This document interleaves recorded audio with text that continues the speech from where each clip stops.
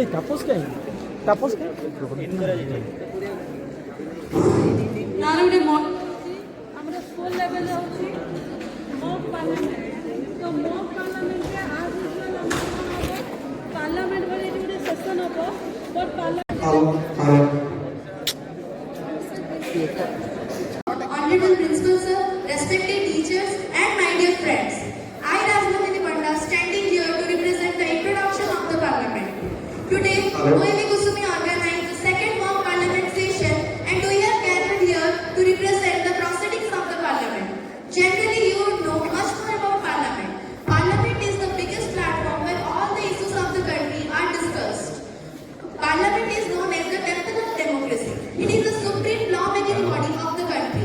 The Constitution of India came into effect on 26 January 1950, provides a bicameral parliament consisting of the president and two of the houses, known as the Lok Sabha House of People and the Rajya Sabha Council of States. The Lok Sabha is known as the lower house of Indian Parliament. The total members of Lok Sabha are 545, in which 543 members are elected and 2 members are nominated by the president. The 2 members are Anglo-Indians. The Rajya Sabha is known as maximum resource and class strength. Today we are gathered here to unite our mock parliament. First of all, as you see, in my side there is president and in my right side there is ruling party and left side there is opposition. So the parliament is not a building in New Delhi. It's a whole system of dialogue, debate and the voice of people. As you can see, we are not just students sitting in the hall, we are the future lawmakers in the making.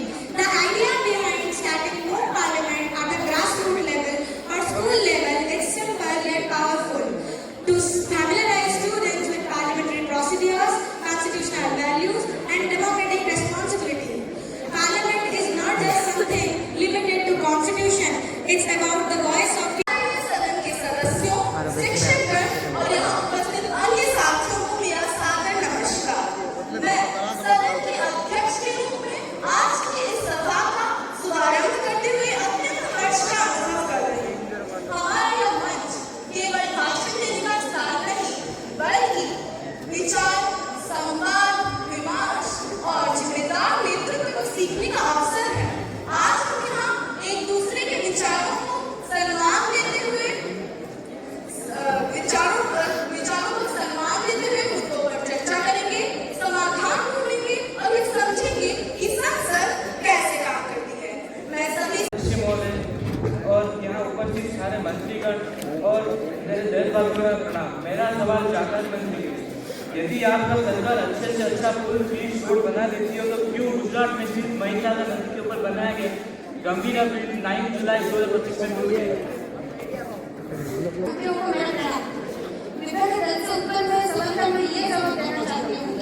आप जो बात बोल रहे हैं गंभीरा पुल टूटने की, वो आपको बताए किसने साफ रन है? वो 40 साफ रन है, फिर भी 40 साल में टूट जाएगी 40 साफ रन है, फिर भी काम में कमी को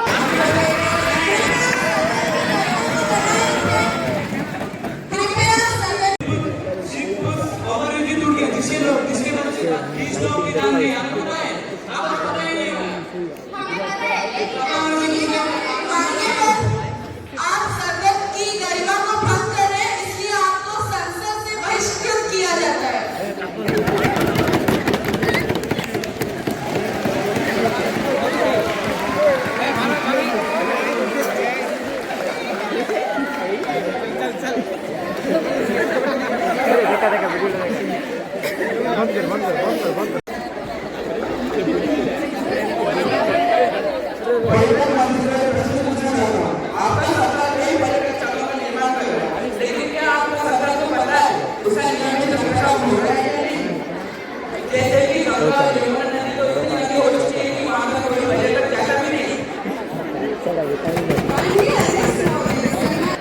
मैं पर्यटन मंत्री विपक्ष के प्रश्नों का उत्तर देना चाहती हूँ।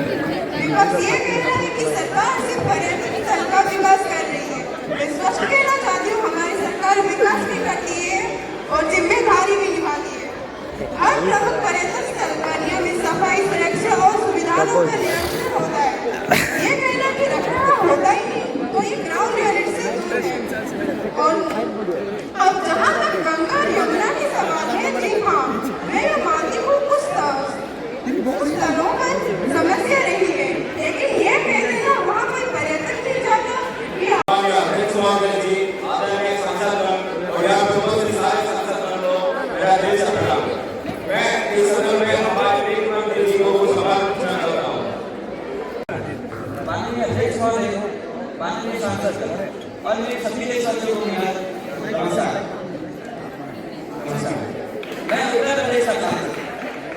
हमारे आदिवासी मंत्री से एक छोटा सा सवाल पूछना चाहता हूँ। क्या हम जिस भारत भूमि में रहते हैं क्या उसकी कुछ जाति है?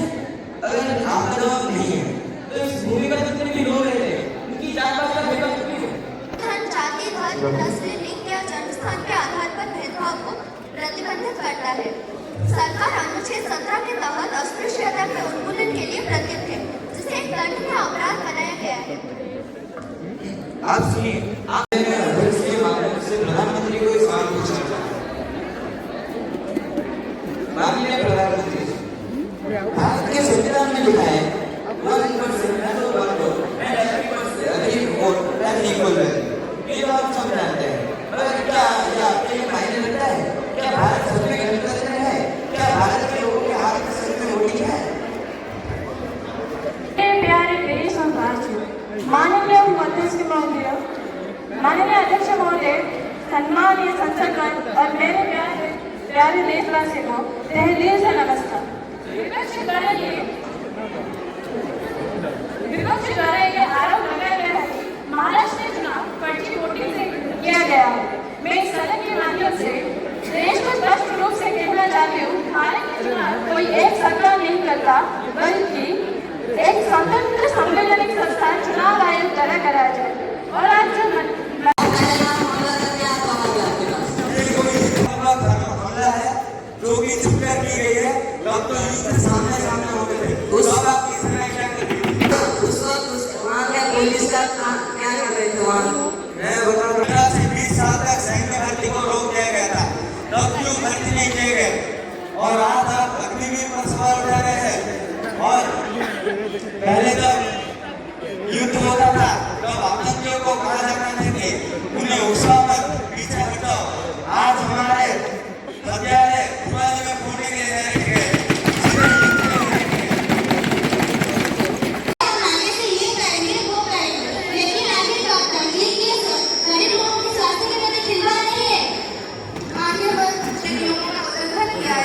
सिर्फ जांच की बात काफी नहीं है।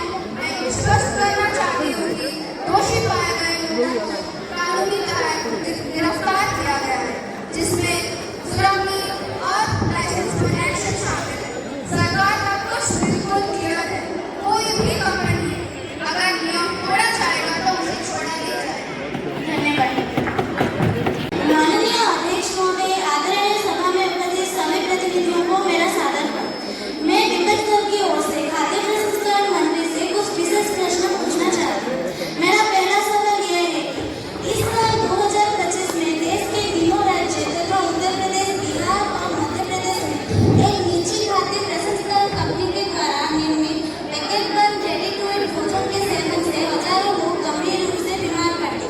जांच में ये पाया गया है कि उक्त खाद्य पदार्थों में हानिकारक रासायनिक तत्व और मानक से अधिक प्रिजर्वेटिव की मात्रा मौजूद है। इस घटने को बहुत सीरियस माना।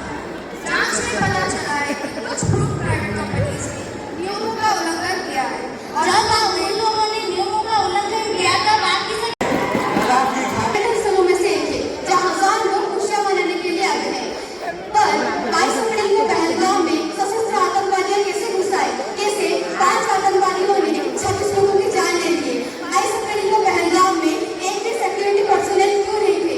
अगर रहते तो शायद 26 परिवारों ने अपने पति, अपने बेटे, अपने पति, अपने बेटे, अपने भाई को नहीं खोया होता। सुरक्षा में जीत हमारे सरकार में ही होती है। संसद पर हमला किसके दौरान हुआ था? 26/11 मुंबई हमला किसके दौरान में हुआ था? तब जवाब पहलगाम में जो हुआ वो सिस्टम की कमजोरी नहीं है, आतंकवाद की हताशा का परिणाम है। जब आतंकी सीधे की बातें कायरता पूर्वक पीछे से छुपकर वार करते हैं। बोलिए आप बोलिए।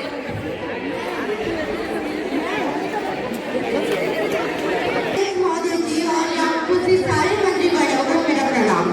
मैं आज इस सभा में विपक्ष दल की तरफ से शिक्षा मंत्री जी को कुछ प्रश्न पूछना चाहती हूँ।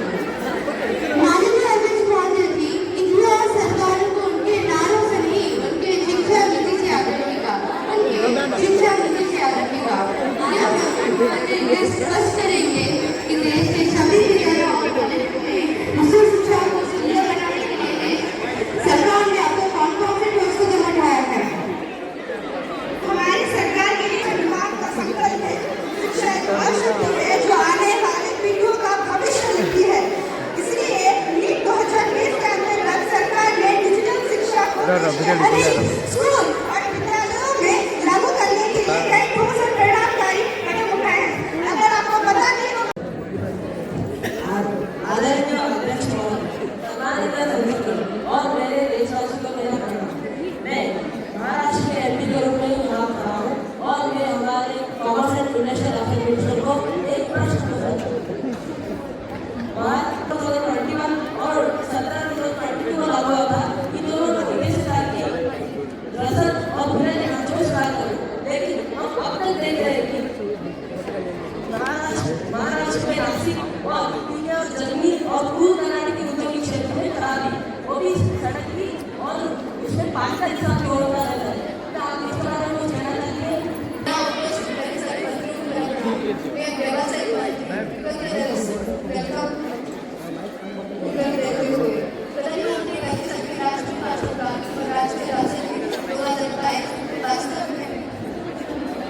बुनियादी ढांचे और विरासत करने के उद्देश्य से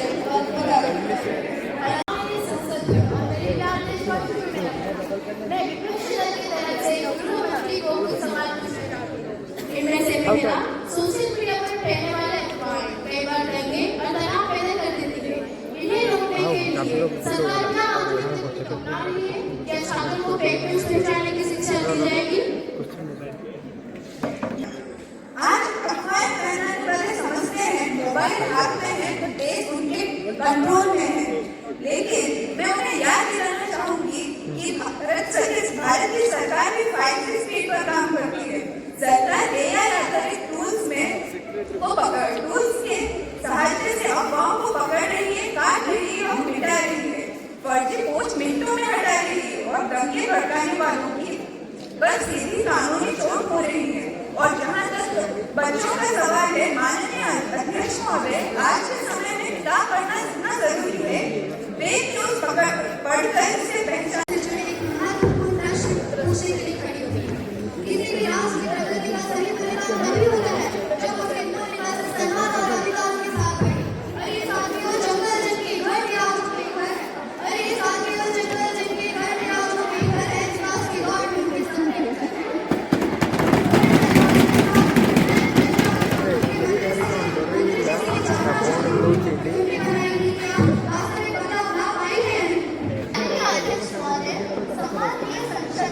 और सभी देशवासियों को मेरा प्रणाम।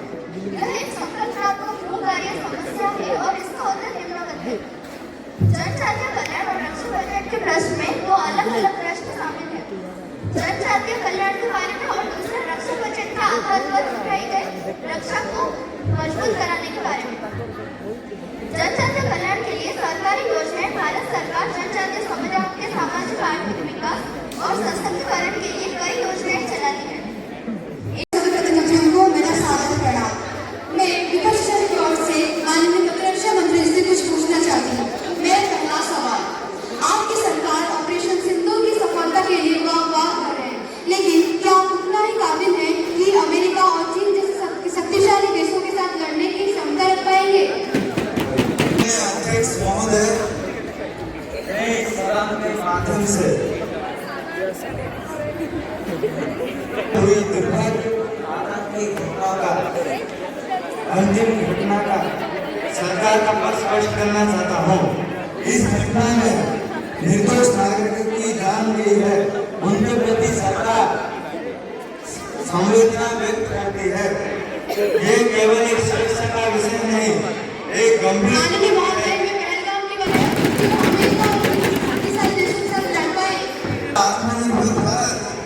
रक्षा उपकरण, आधुनिक हथियारों, प्रणाली और तकनीकी उन्नयन पर राष्ट्रपति महोदय, मैं विपक्षी की ओर से स्वास्थ्य मंत्री और परिवार कल्याण मंत्री से जुड़े हुए कुछ प्रश्न पूछना चाहती हूँ। मेरा प्रश्न यह है कि क्या भारत 2027 के अंत तक देश के कैंसर मुक्त बनाने की अपने लक्ष्य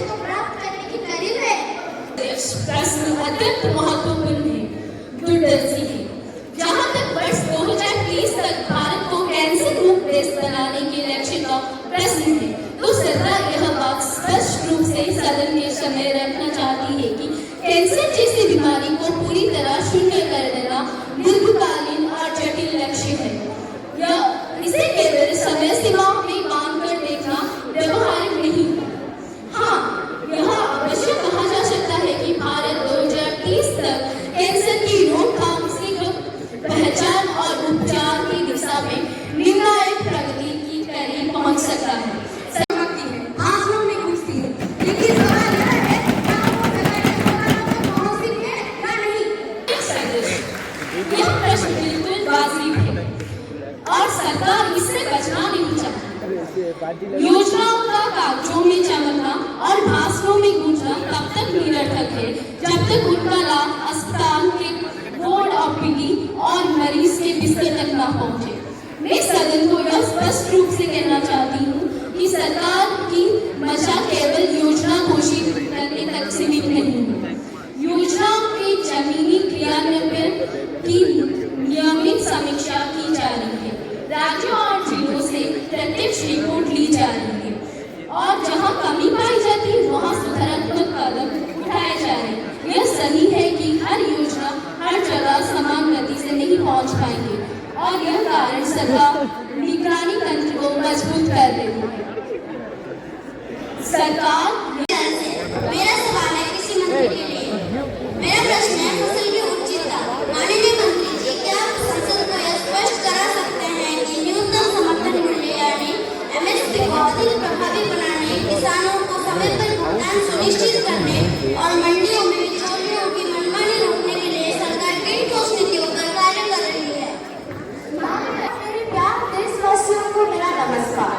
मैं कृषि मंत्री शिवराज सिंह चौहान के रूप में आज यहाँ खड़ी हूँ और विपक्ष दल के प्रश्नों का उत्तर देना चाहती हूँ। माननीय अध्यक्ष महोदय, विपक्ष ने एमएसपी पर प्रश्न पूछा है, लेकिन इतिहास पूछता है 7 साल में एमएसपी की बुनियाद किसने खोदी थी और 6 साल में एमएसपी को मजबूत किसने की? 2024-25 में 6.47 लाख करोड़ सीधे एमएसपी के तहत भुगतान हुआ। एमएसपी को 14 खरीफ फसलों तक बढ़ाया गया। हरियाणा में एमएसपी पंजीकरण पोर्टल को ग्रामीण पॉइंट के साथ जोड़ा गया ताकि किसान सीधे गांव में एमएसपी के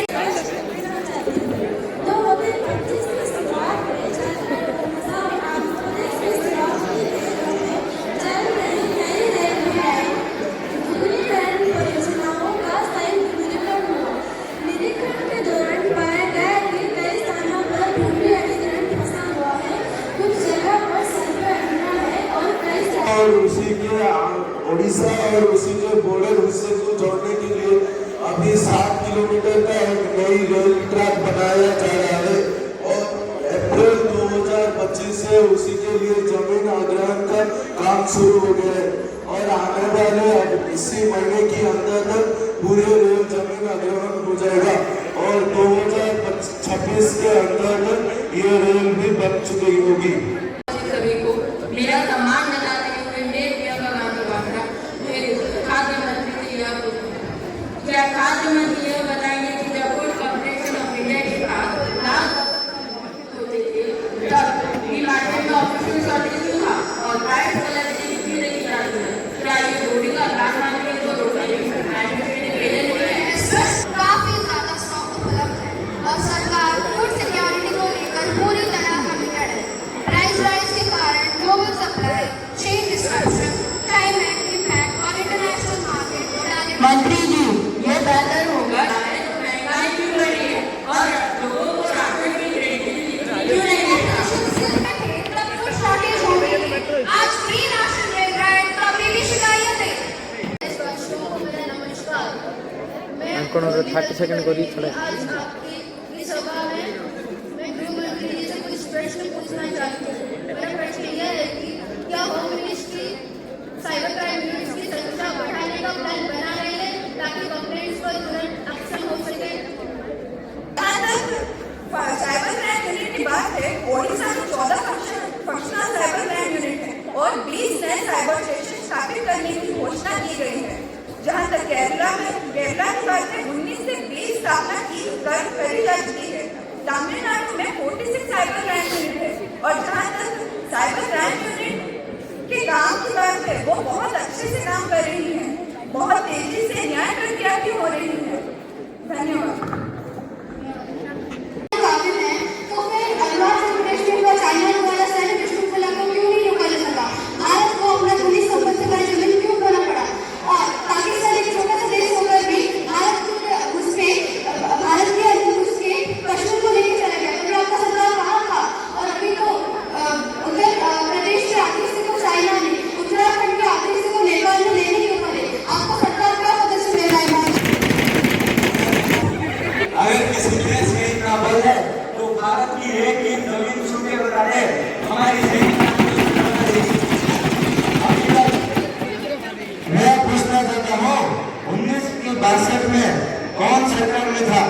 किसके दौर में 1 इंच नहीं हजारों वर्ग किलोमीटर चले गए। आज संसद में सच क्यों नहीं बताया गया?